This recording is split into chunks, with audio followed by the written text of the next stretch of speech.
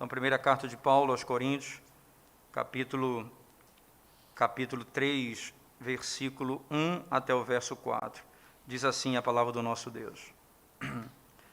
Eu, porém, irmãos, não vos pude falar como a espirituais, e sim como a carnais, como a crianças em Cristo. Leite vos dei a beber, não vos dei alimento sólido, porque ainda não podíeis suportá-lo, nem ainda agora podeis, porque ainda sois carnais. Porquanto, havendo entre vós ciúmes e contendas, não é assim que sois carnais e andais segundo o homem? Quando, pois, alguém diz, eu sou de Paulo, e outro, eu sou de Apolo, não é evidente que andais segundo os homens? Não é evidente que andais segundo os homens? Vamos mais uma vez orar ao Senhor, irmãos. Senhor, nós, quando abrimos a Tua palavra, desejo de ouvir a Tua voz, nós pedimos ao Senhor que fale ao nosso coração, Senhor, venha desvendar, Senhor Deus, os nossos olhos, para podermos contemplar, Senhor, a glória do Teu Evangelho. Socorre-nos da nossa incapacidade e pequenez, e pelo poder do Teu Espírito, fala ao nosso coração. Pedimos em nome e por amor de Jesus. Amém. Nós sabemos, irmãos, como que dentro da própria revelação bíblica, nós encontramos conceitos doutrinários bem formados, conceitos claros de doutrina. Mas quando você tem, por exemplo, não apenas uma carta doutrinária, onde o autor, ou no caso Paulo aqui, está apenas querendo ensinar uma doutrina como numa universidade, você percebe que o tom do seu discurso mescla duas coisas.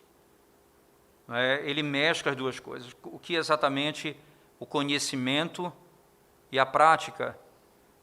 O que eu digo que sei e o modo como nós vivemos fala da profundidade do nosso conhecimento. É isso que é tão claro nas cartas de Paulo. É tão claro nas cartas de Paulo. Por exemplo, quando ele escreve a Tito, a Timóteo, quando ele instrui as mulheres a serem boas donas de casa, a ensinarem as mais jovens a serem boas donas de casa, amarem seus maridos, a respeitarem. E aí ele passa a dizer para que o Evangelho não seja desonrado, envergonhado. Por que o Evangelho vai ser envergonhado se a esposa não respeita o seu marido? Em que sentido isso se manifesta? Você imagina que o Evangelho vai ser envergonhado quando alguém prega um falso Evangelho, ou alguém prega uma mensagem contrária? Também, isso é claro, o Evangelho é envergonhado. Mas o apóstolo Paulo mostra que você pode ter todo o conceito do Evangelho na sua mente, mas quando você não entende o modo como você deve viver, você traz vergonha para o Evangelho de Cristo. Então, a igreja de Corinto, ela não está distante desse conceito, nem mesmo muito da nossa própria vida não está distante desse conceito. Os nossos irmãos ali na igreja de Corinto, a quem Paulo escreve, eles são tratados por Paulo como servos de Deus, como crentes no Senhor Jesus Cristo. Paulo começa a carta, nós já vimos isso na introdução, dizendo abertamente essas palavras, aos santos que estão em Corinto. Aos santos que estão em Corinto. Então, o debate que se tem aqui não é negando que essa seja uma igreja de Cristo, é mostrando como que uma igreja de Cristo, ela pode andar de modo infantil nesse mundo e com isso estabelecer um conceito carnal do Evangelho, que leva à vergonha, leva ao pecado. Por isso que, quando você olha no argumento de Paulo, sem entrar nos méritos que antecedem, nós vamos voltar a esses méritos, mas perceba que como ele diz assim, particularmente no verso 3, no verso 3, essas são as palavras que ele utiliza no texto, preste bem atenção na linguagem que ele utiliza, ele diz assim, porquanto, havendo entre vós ciúmes e contendas, não é assim que sois carnais e andais segundo o homem? Veja, como é que eu mostro que sou carnal e ando segundo o homem? Pelas contendas, pelas divisões na igreja.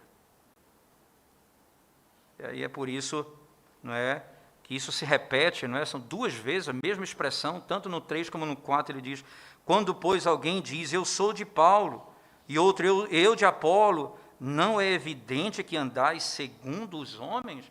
E agora ele diz, eu estou apresentando para vocês as evidências da sua doutrina. As evidências não são necessariamente aquilo que nós proclamamos, mas o modo como nós nos portamos, o modo como nós nos relacionamos, o modo como nós olhamos para os homens.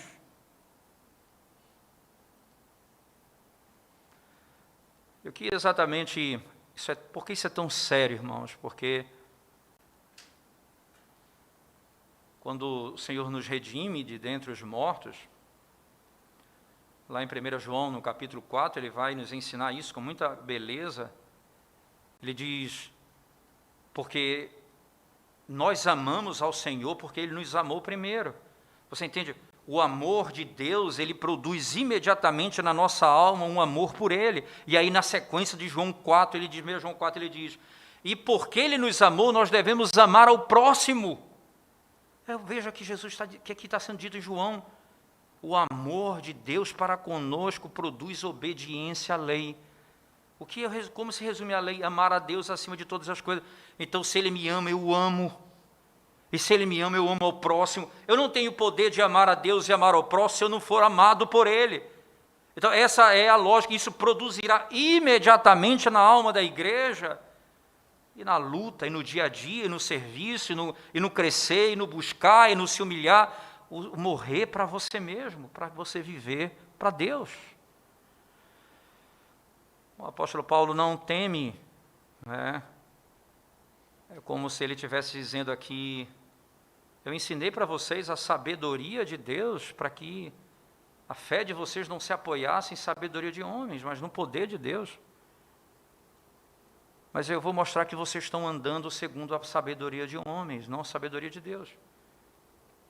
E ele vai citar homens que não ensinam falsa doutrina. Paulo e Apolo. Quem? Paulo é o grande apóstolo.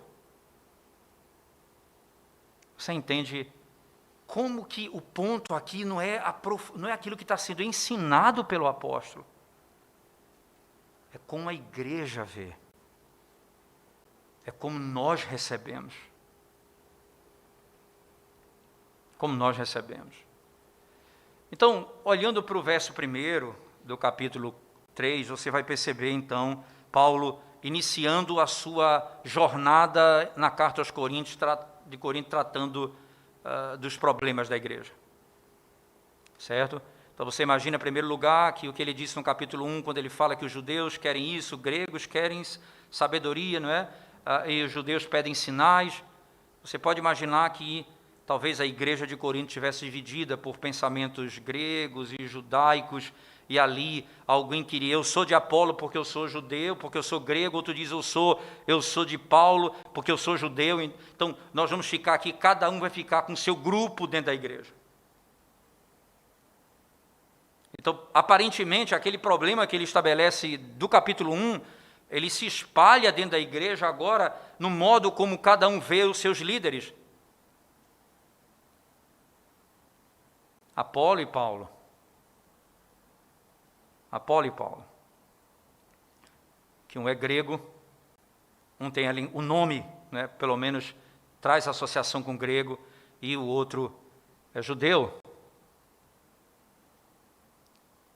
Um era intelectual, Apolo tinha uma habilidade de comunicação impressionante, talvez isso levou os gregos a olharem para ele com um olhar ainda mais próximo, que por si só não é problema, o problema é o que eles passam a pensar no seu coração.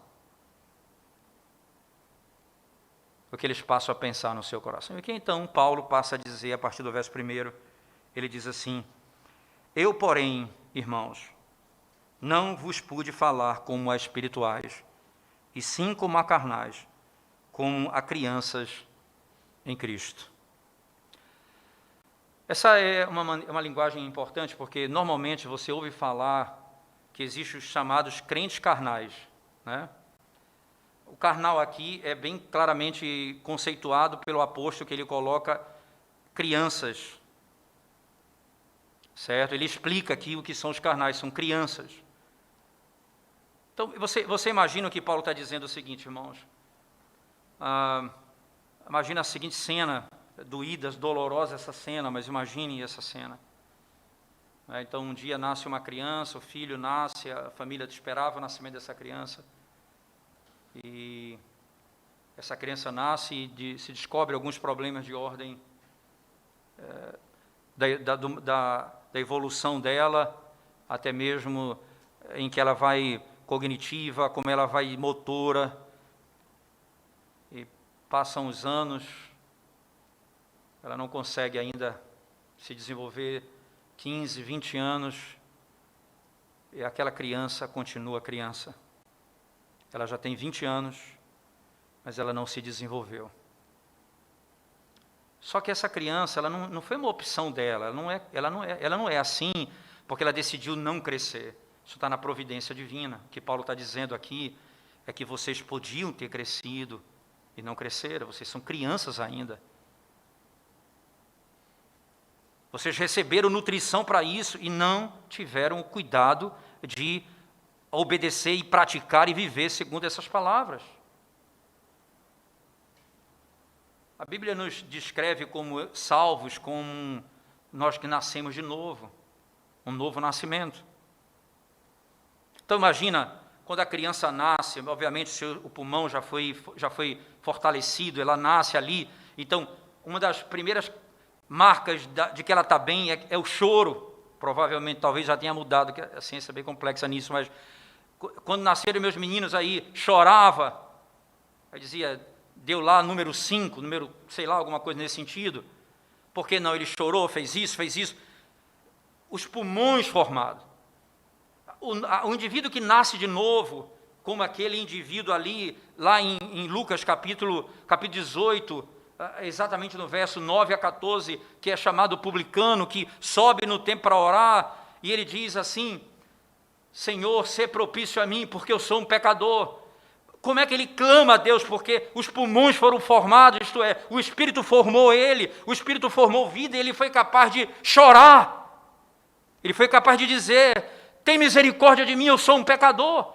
Ninguém vai dizer isso se não tiver pulmões, ninguém vai clamar por misericórdia se não tiver vida nele. E a pessoa nasce, então o que é que você pensa? Ele nasceu, ali começa o desenvolvimento dele. Seus pulmões foram formados, ele grita, ele clama a Deus. Sê propício a mim, Senhor, eu sou um pecador. Mas aí ele não se desenvolve. Ele vive a contender, ele vive a fazer divisões, ele vive a se queixar. Ele é criança, podendo ser adulto, mas ele não é carnal no sentido da não conversão, ele é um servo de Deus. O que está posto aqui, é importante nós frisarmos, não existe a figura do crente carnal. Existe a figura da criança, do crente que não se desenvolveu. Mas não existe a figura do crente carnal, no sentido de dizer, você anda na carne. Por que não é possível isso, irmãos? Veja o que Paulo vai dizer na carta aos Romanos, no capítulo 8. Eu queria que você abrisse a palavra de Deus comigo. Carta do apóstolo Paulo aos Romanos, no capítulo 8.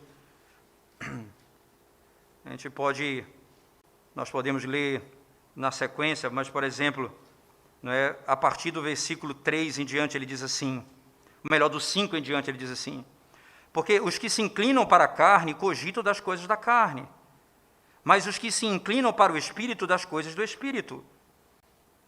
Porque o pendor da carne dá para a morte, mas do Espírito para a vida e paz.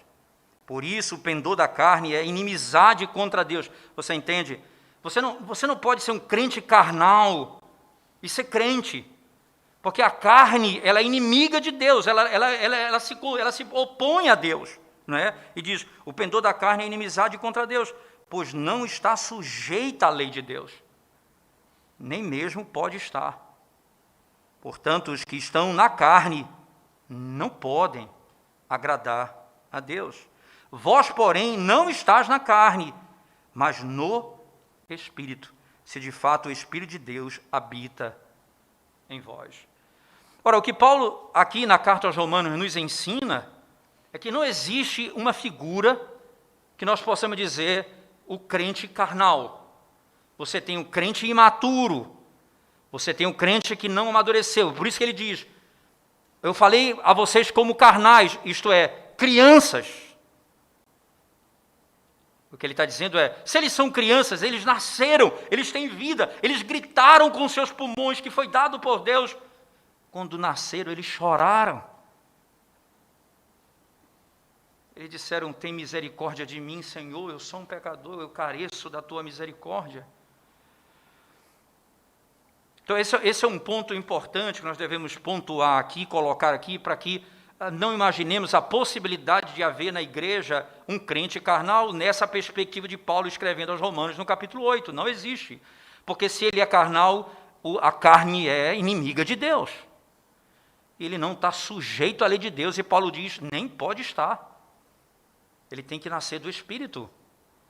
Ele tem que nascer do Espírito, ele tem que nascer de novo. Lembra que Jesus disse a Nicodemos, importa nascer de novo. Como é que você pode nascer de novo se você nasce do alto, se você nasce do Espírito? E nunca perca de vista essa verdade desde o princípio do texto. Paulo vai dizer na primeira carta aos Coríntios, no capítulo 1, aos santos que estão em Corinto. Então, essa figura que se diz muito por aí, crente carnal, ela não é bíblica.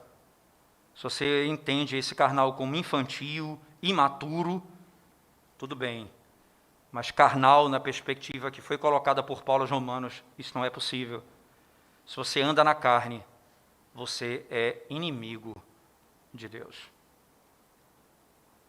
Você é inimigo de Deus. Ora, isso então nos leva a outro aspecto importante, que nós devemos voltar a ele. Voltemos lá então para o capítulo 3, mais uma vez. Paulo diz assim, ora, eu, porém, irmãos, não vos pude falar como a espirituais, e sim como carnais, como crianças em Cristo. Você não pode ser carnal em Cristo. Vocês são crianças em Cristo. Só essa relação em Cristo torna impossível o conceito de carnalidade aqui no texto, como colocado por Paulo em Romanos capítulo 8. É impossível. Se você é criança em Cristo, você está em Cristo. É interessante que Paulo, no decorrer da carta, vai falar de tantas coisas da profundidade do Evangelho, quando ele diz assim, não é que o fundamento é Cristo. E muitos vão produzir muitas coisas sobre esse fundamento, sobre o fundamento. E uns vão produzir ouro, pedras preciosas, prata, outros vão produzir palha, feno, madeira, e o fogo vai consumir. O que for palha, feno e madeira vai ficar nada. Aí Paulo diz, eles serão salvos como que pelo fogo. Por quê? Porque estão no fundamento que é Cristo. Porque eles estão fundamentados em Cristo, apesar desse juízo que vai ser descrito no texto. Na sequência de Paulo, de Coríntios, a gente vai falar melhor sobre esse texto. Como crianças em Cristo. Como crianças em Cristo. Então, Paulo começa a dizer, leite vos dei a beber.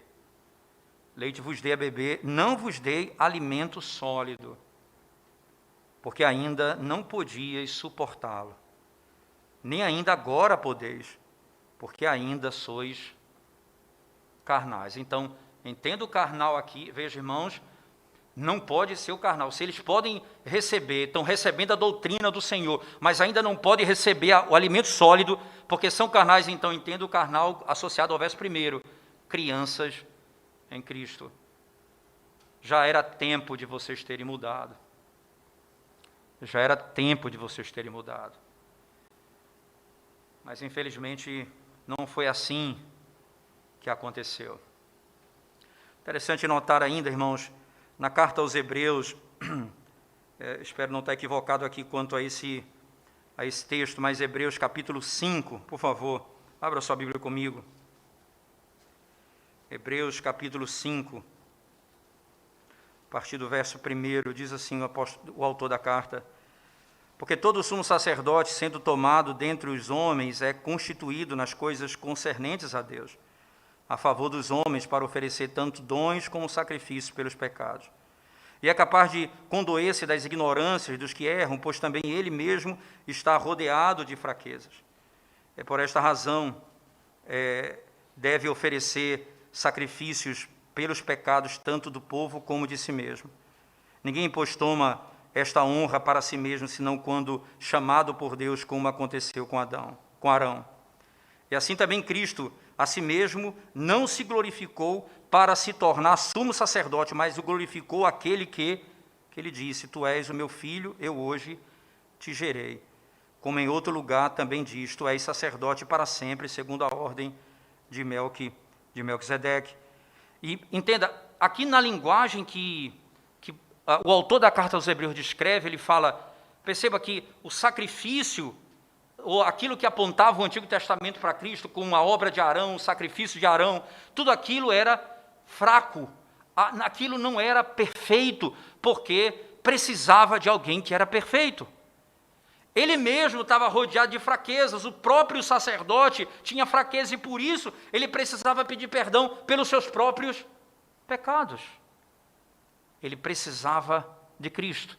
Então, entenda, até mesmo, irmãos, dentro da própria estrutura da revelação, há um espaço claro para a plenitude. Até na revelação, o sacerdote, ele apontava para Cristo, mas como não era perfeito, precisava vir aquele que era perfeito. Dizendo, nós ainda em nós, mesmo fazendo aquilo que é para ser feito, nunca seremos aperfeiçoados, se não for por meio da obra de Cristo. Aí, lá na frente, na sequência da carta aos Hebreus, capítulo 10, verso 14, verso 10, Paulo, o autor da carta, vai dizer assim: e por um só sacrifício, uma só oferta, ele aperfeiçoou para sempre os que estão sendo santificados. Entenda, nós fomos aperfeiçoados para sempre com a justiça dele. Então, a nossa perfeição, ela não repousa na nossa capacidade de crescer, mas repousa na obra de Cristo. Uma vez que essa verdade nos alcançou pelo Espírito, o que há de acontecer conosco? Nós vamos crescer no conhecimento e na graça de Deus, como Pedro vai dizer isso abertamente. Nós vamos crescer no conhecimento e na graça de Deus, como vai sendo exposto na sequência do texto. Agora, perceba a progressão, ela não se dá apenas na teologia do Antigo para o Novo, mas falta a progressão também nos membros da igreja. Preste atenção nos versículos 11 em diante. A esse respeito, temos muitas coisas que dizer e difíceis de explicar. Porquanto vos tendes tornado tardios em ouvir, pois, com efeito, quando devíeis ser mestres, preste atenção que isso era alguma coisa, e aqui ele está falando para os judeus, e veja, irmãos, para aqueles que eram crentes e foram tirados do judaísmo. Ele diz, já era tempo, quando devíeis ser mestres, atendendo ao tempo decorrido. Então Paulo está dizendo, irmãos, isso se conta pelo tempo. Você foi salvo hoje, você nasceu. Você não pode olhar para uma criança que nasceu hoje e dizer daqui a 6 meses, 1 ano, colocá-la sentada numa cadeira dizendo, olha, você é responsável pela comida dessa casa, você tem que... Isso não faz sentido. Decorrido o tempo, espera-se que seja capaz de tomar decisões. Aí Paulo diz, ora, você já passou o tempo de vocês serem mestres. Ele continua, veja, irmãos, ao tempo decorrido, tendes novamente necessidade de alguém que vos ensine de novo quais são os princípios elementares dos oráculos de Deus. Assim, vos tornastes como necessitados de leite. Essa é a linguagem que Paulo está usando lá. Vou ter que voltar a alimentar vocês com leite e não de alimento sólido. Vocês já têm dentes e vocês continuam tomando leite. Só leite. Já passou o tempo, ele continua. Ora, todo aquele que se alimenta de leite é inexperiente na palavra da justiça, porque é criança. Mas o alimento sólido é para os adultos, para aqueles que pela prática têm as suas faculdades exercitadas para discernir não somente o bem, mas também o mal. Você não vai esperar de uma criancinha que ela vai discernir o bem e o mal imediatamente. Você vai, por isso que Deus deu pai e mãe, para instruí-la, até que ela seja capaz de discernir. E ela tenha anticorpos, ela tenha condições de viver nesse mundo. Mas como que isso então é possível, irmãos? Que doutrina é essa que é leite e outra é sólida? Que há um tipo de conhecimento mais iluminado do que o outro, então alguém que sabe mais doutrina do que o outro, fulano conhece coisas que ninguém conhece. Será que é isso que ele está dizendo? Não, do que Paulo vem tratando? De um processo revelacional do Antigo para o Novo Testamento, onde aponta para essa realidade da perfeição da obra de Cristo. Então ele está tratando do sacerdócio de Cristo. Ora, eu posso ensinar uma criança sobre Cristo é o nosso sacerdote. Está lá a pergunta do catecismo. Decore lá e está lá, você vai aprender. A criança aprende.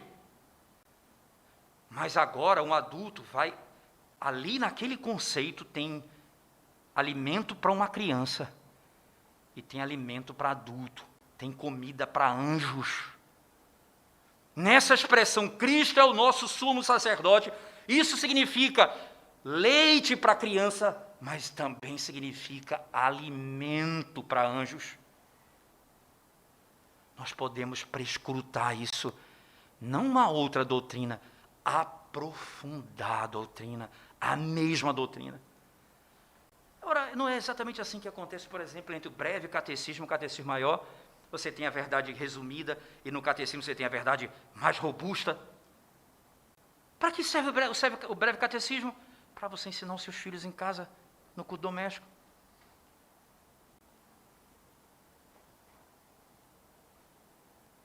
Não são duas doutrinas. O leite não é diferente da comida sólida. A comida sólida, ela é mais profunda, no sentido de a mesma verdade elaborada teologicamente. Porque o que é que acontece quando você pensa que existe uma doutrina diferente do leite? O leite é diferente da comida sólida. Não é diferente, é a mesma comida. Mesma comida. O ponto é o quanto eu estou disposto a me aprofundar naquela verdade. Porque uma criança vai ser salva, para ser salva ela tem de saber que Jesus é o seu Redentor e que Ele é o seu sumo sacerdote. Está lá em Hebreus 5. Mas você vai crescer nisso como? Conhecendo a doutrina do sacerdócio desde o Antigo para o Novo Testamento, com profundidade teológica. Alimento sólido. Mas o leite salva. O leite salva. É interessante que Pedro chega a dizer na sua carta que nós devemos, como crianças que mamam, devemos desejar o leite materno, e assim compara com o desejo pela palavra de Deus.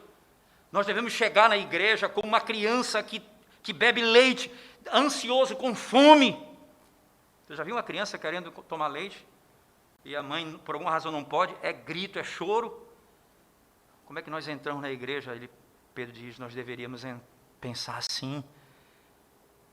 A nossa alma deveria ansiar pelo leite, pela palavra, como uma criança pelo leite.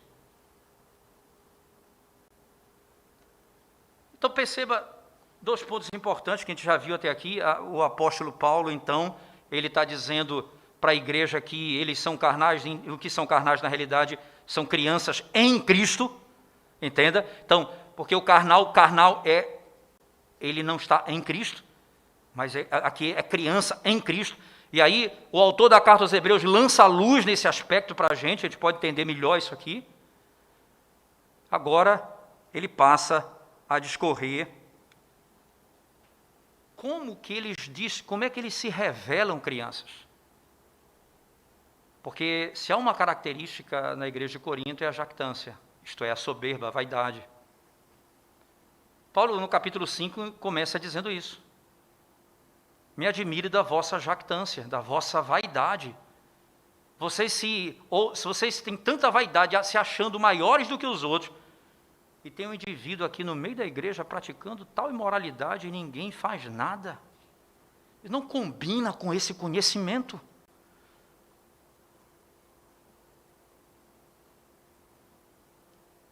Então você imagina que os gregos ali, imaginando que conheciam tudo da filosofia, ou como queriam uma teologia filosófica, uma filosofia teológica, o apóstolo Paulo vai dizer para eles, não. Você sabe, a profundidade do conhecimento de vocês dependem dos homens. Vocês dependem dos homens, não de Deus. Lembra que ele termina o capítulo 2 dizendo, para que a vossa fé não se... Desculpa, o verso 5 do capítulo 2, para que a vossa fé não se apoiasse em sabedoria humana, mas no poder de Deus. Parece que Paulo está dizendo, vocês estão vivendo, parece, de forma contrária. Veja, não foi isso que eu preguei o evangelho de Cristo crucificado para que a sua fé não se apoiasse em sabedoria humana. E vocês agora olham para mim e para Apolo e dizem que vocês não pertencem a nós, o que prova a infantilidade de vocês. Que coisa, né, irmãos? Que coisa interessante, porque uma geração como a nossa é bem complexa, porque a gente... Preste atenção como é que você pode perceber a nossa meninice na prática. Quando você olha para uma pessoa e você nunca pode criticá-la. Não é que você não pode criticá-la, você não consegue criticá-la, porque não consegue ver erro nela. Quando você tem um líder, que quando alguém faz qualquer crítica, você fica com ódio daquela pessoa, porque é um líder que não pode ser criticado. É você olhar para esse período do nosso governo, onde existem guerras estabelecidas no relacionamento, porque não se pode criticar nada, em hipótese alguma, de qualquer base ou aspecto da liderança do nosso país. Isso, ao invés de mostrar fidelidade, isso mostra, sabe o quê? Meninice. Sabe por que meninice? Porque você não é guiado pela palavra, mas por homens, é o que Paulo está dizendo. Eles são autoridade sobre sua vida.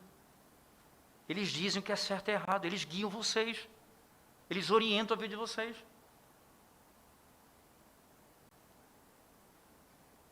Nós somos guiados pela palavra de Deus. E a palavra de Deus nos mostra o que é certo e errado. Até mesmo os nossos líderes. Até mesmo os pastores da igreja podem estar errados e não poucas vezes erram. E não poucas vezes erram.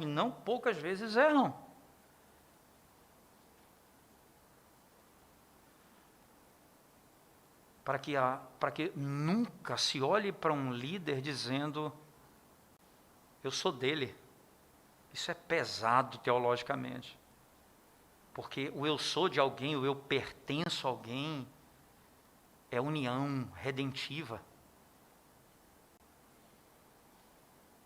Eu sou de Cristo. Eu estou unido a Ele. Tudo o que Ele é e tudo o que Ele fez por mim é meu pelo Espírito que habita em mim. Está unido ao homem dessa forma. Eu sou de. É estabelecer um discurso que aparenta sabedoria, mas Paulo diz, isto é meninice, isso é ser criança. Vocês não aprenderam ainda a confiar em Deus e pautar a vida na palavra de Deus, ouvindo a sua liderança, segundo a palavra de Deus. Por isso, nunca um líder pode ensinar além daquilo que diz a palavra para a consciência do crente. Se eu vou falar alguma coisa da minha opinião política, econômica, nunca eu devo usar a minha autoridade de pastor para impor sobre você o meu pensamento. Nunca eu devo fazê-lo. Volte comigo para o texto, por favor. O texto de Corinto. Preste atenção de novo no verso 3 agora. Veja o que Paulo diz, né? Ele diz assim: porquanto havendo entre vós ciúmes, contendas, não é assim que sois carnais? Há ciúme e contenda. Eu vou confessar aqui um pecado, infelizmente está na internet, né? Vamos fazer o quê? Quando comecei a namorar com a Eudália, eu tinha 17 anos, a Eudália tinha 15. E nos casamos 5 anos depois. Eu tinha 22, ela tinha 20. E era um negócio impressionante, o ciúme, viu? O negócio da minha parte, obviamente, né? Porque ela não tinha por que ter ciúme de mim. Não havia motivo. Eu tinha, entende? A beleza era desproporcional. Então ela estava tranquila. Não havia perigo, né? Só que aí era um negócio tão complexo na minha cabeça aquilo, que eu comecei a pensar, olha, se eu não mudar, ela não pode casar comigo. Isso é uma coisa fora da curva, isso não é normal, esse tipo de sentimento. Pessoa honrada, digna, por que meu coração é... Passou os dias, irmãos, o tempo passando, ele foi se conhecendo mais. Como é precioso você poder, não é, confiar em Deus e confiar no seu cônjuge, não porque o seu cônjuge é perfeito, mas porque você não depende disso para a sua felicidade, você depende de Deus. Os dias se passaram e Deus me libertou disso, na minha adolescência, no início da minha juventude. Ciúme não é sinal de amor, é sinal de meninice. Ciúme não é sinal de amor, é sinal de infantilidade.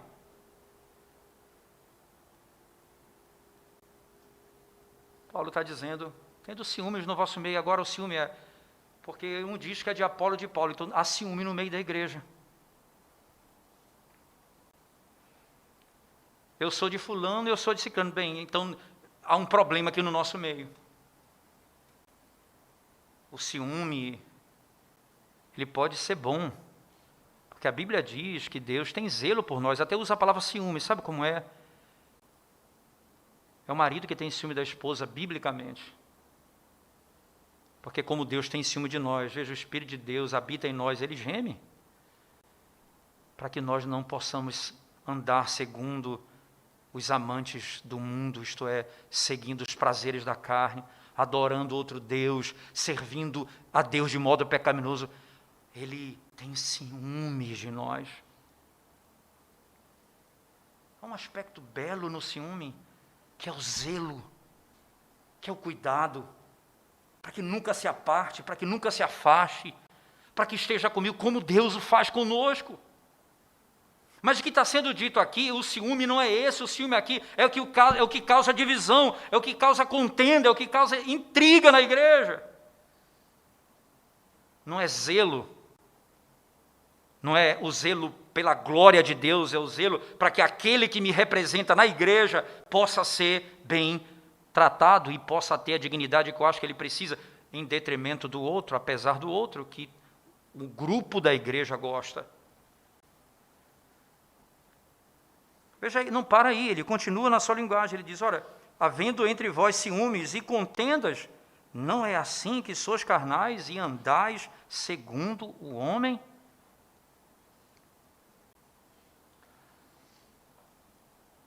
É dessa forma que mostra a sua própria miséria. Vocês têm conhecimento teológico, irmãos, mas quando você percebe esse tipo de comportamento, você vê como é infantil. Quando um jovem vai se relacionar buscando o casamento, e o ciúme dele é estranho e doentio, e ele tenta te convencer de que amor é não. É meninice, talvez não esteja pronto para esse relacionamento. É meninice.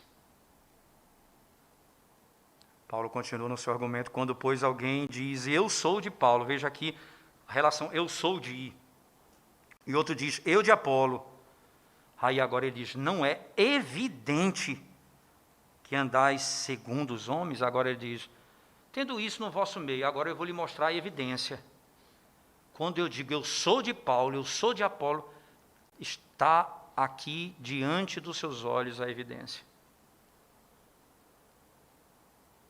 A divisão no meio da igreja. Não é assim que vocês andam segundo o homem? Nós temos a Cristo. Nós temos a Cristo. Somos filhos de Deus. Nascemos de novo. Mas precisamos amadurecer. Já passou, já é tempo de sermos mestres e continuamos como criança. Continuamos como criança. Agindo como criança. Seguindo homens, não a Deus, enquanto os homens ensinarem a palavra de Deus. Enquanto for a palavra de Deus pregada com fidelidade, vocês devem ouvir o pastor. Mas quando você diz, eu sou de Paulo ou de Apolo, o pastor pode mudar até a mensagem. E você continua seguindo ele. Porque você se esqueceu que está fundamentado em Cristo a tua redenção. Sabe o que Paulo diz no capítulo 1, capítulo 3? Ele vai dizer, acaso eu morri por vós? Fui eu que morri por vocês? Como vocês podem pertencer a mim? E aí o que nós vamos começar a tratar a partir do próximo domingo, se Deus permitir, no verso 5. Por isso eu parei para que nós pudéssemos avaliar melhor o que vai ser dito a partir do verso 5. Ele diz, ora, quem é Apolo? Aí ele passa então a discorrer. E quem é Paulo? Servos por meio de quem crestes. Nós somos instrumentos de Deus para a vossa salvação. E isto conforme o Senhor concedeu a cada um. Nós somos servos de Cristo. E o Senhor concedeu a cada um uma habilidade específica. Ele vai dizer, eu plantei, Apolo regou, mas o crescimento vem do Senhor. Ele desmonta a possibilidade de você confiar no homem. Você confia somente em Deus. Eu ensinei esse evangelho como está descrito, o evangelho de Cristo, Cristo crucificado, para que a vossa fé não se apoiasse em sabedoria humana, mas no poder de Deus. Aí ele fala o coração daqueles que são líderes. Qual a intenção do seu ensino? Para que nós pregamos o Evangelho? Para que os homens se admirem da nossa sabedoria humana ou glorifiquem ao nosso Pai que está nos céus? Ou glorifiquem ao nosso Pai que está nos céus? A esperança da igreja, irmãos, está em ser orientada na caminhada para que possamos amadurecer, deixando de ser de outro à parte de Cristo. Eu sou de Cristo. Eu pertenço à minha esposa pertence a mim. Eu sou de Cristo, ela é de Cristo. Se nos apartamos de Cristo, ela não perde o rumo. Porque o meu trabalho como esposo e como pastor deve ser apontar Cristo para ela. Olhe para Cristo. Não para dizer o meu exemplo não é bom, não é esse, apesar da obediência e da fidelidade que você possa andar, você precisa conduzir a sua casa para Cristo. O bom pastor, zeloso das nossas almas, que deu a vida por nós, que voltará para nos buscar, para aquele glorioso casamento nos ares descrito. O trabalho do pastor para a igreja é preparar a noiva para o dia do casamento. Esse é o trabalho do pastor.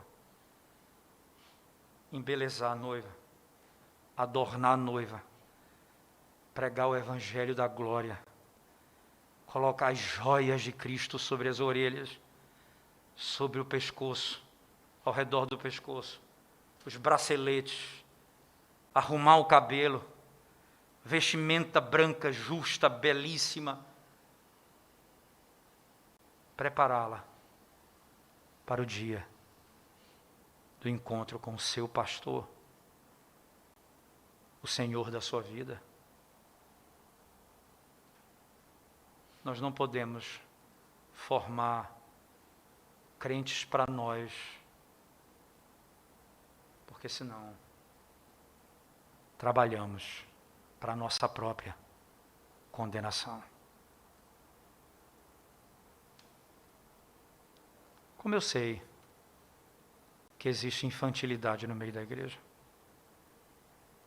Vamos combater o ciúme pecaminoso entre os irmãos. Vamos combater as disputas desnecessárias entre os irmãos. Não sejamos, irmãos, cheios de contenda, cheios de conflito, cheios de debate. Não. Sejam submissos ao Evangelho. Submetam-se a Cristo de coração. Estejam prontos para dar resposta àqueles que pedirem razão da sua fé. Mas não seja um homem, uma mulher, um jovem, adolescente que gosta de conflito, de divisão, de debate desnecessário. E isso só leva a revelar a infantilidade da nossa vida. Que o Senhor nos ajude e Ele, somente Ele, Jesus Cristo, seja glorificado na igreja, não apenas hoje, mas para todo sempre. Amém.